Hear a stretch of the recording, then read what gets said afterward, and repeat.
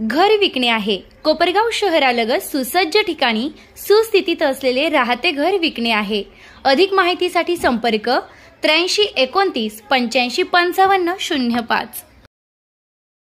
अहिल्यानगर पोलिसांच्या विशेष पथकानं कोपरगाव नेवासा व पाथर्डी तालुक्यातील अवैध वाळू वाहतूक व अवैध दारू बाळगणाऱ्यांवर छापे टाकले। यात 10 जणांवर गुन्हा दाखल करण्यात आला आहे। आरोपींकडून 61,74,000चा मुद्देमाल हस्तगत करण्यात आला आहे। ही कारवाई विशेष पोलीस पथकाचे परिवीक्षाधीन पोलीस उप अधीक्षक संतोष खाडे यांच्या पथकानं आज 16 जुलै 2025च्या पहाटे केली आहे। सदर कारवाईनं अवैध धंद्यावाल्यांचे धाबे दणाणलेत। सदरचे सविस्तर वृत्त असे की आज 16 जुलै 2025 रोजी पहाटेच्या सुमारास पोलीस उप अधीक्षक संतोष खाडे यांनी त्यांच्या पथकासह कोपरगाव तालुका पोलीस स्टेशन हद्दीत माहेगाव देशमुख गावाजवळील गोदावरी नदी पात्रातून बेकायदेशीररित्या वाळू उपसा करून वाळूची चोरटी वाहतूक करणाऱ्या वाहनांवर धडक कारवाई केली आहे। यात पोलिसांनी 4 डंपर व 1 ट्रॅक्टर वाळूसह ताब्यात घेत जवळपास 55,50,000 रुपये किमतीचा मुद्देमाल जप्त केला आहे।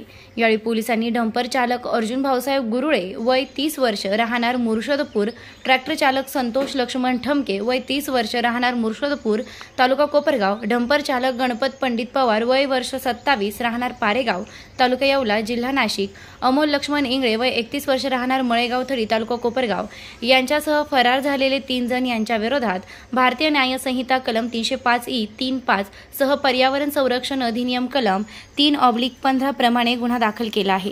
निर्भीड न्यूज योगेश डोके कोपरगाव। पोलीस अधीक्षक संतोष खाडे आज माननीय पोलीस अधीक्षक सर यांनी नेमलेल्या आमच्या विशेष पोलीस पथकानं काल मध्यरात्री 2 ते 3च्या सुमारास आणि पहाटे कोपरगाव तालुका पोलीस स्टेशन हद्दी अंतर्गत आणि नेवासा पोलीस स्टेशन हद्दी अंतर्गत काही अवैधरित्या वाळू वाहतूक करणाऱ्या व उपसा करणाऱ्या डंपर आणि ट्रॅक्टरवरती छापा टाकला असता आम्हाला एकूण कोपरगाव तालुका पोलीस स्टेशन हद्दी अंतर्गत गोदावरी नदी पात्रातून वाळूचा अवैधरित्या उपसा करणारे 4 डंपर आणि 1 ट्रॅक्टर मिळून आला। तर आम्ही त्या ठिकाणी 7 आरोपी विरुद्ध गुन्हा दाखल केलेला आहे। तसेच दुसरीकडे नेवासा पोलीस स्टेशन हद्दी अंतर्गत 1 डंपर वाळूची अवैधरित्या वाहतूक करताना आम्हाला आढळून आला।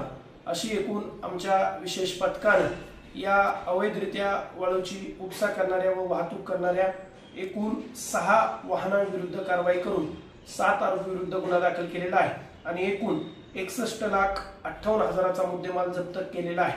तसेच सदरची कारवाई ही जिल्ह्याचे पोलीस अधीक्षक माननीय श्री सोमनाथजी गारगे सर यांच्या मार्गदर्शनाखाली तसेच निर्देशांनी चालू आहे। अशीच कारवाई यापुढेही अहिल्यानगर जिल्ह्यामध्ये अवैध धंद्यावरती चालू राहील। धन्यवाद। सर्वोत्तम पुरस्कार प्राप्त संस्था ज्योती सहकारी पतसंस्था, महाराष्ट्रातील एक अग्रगण्य संस्था ज्योती सहकारी पतसंस्था कोपरगाव। प्रवेश सुरू।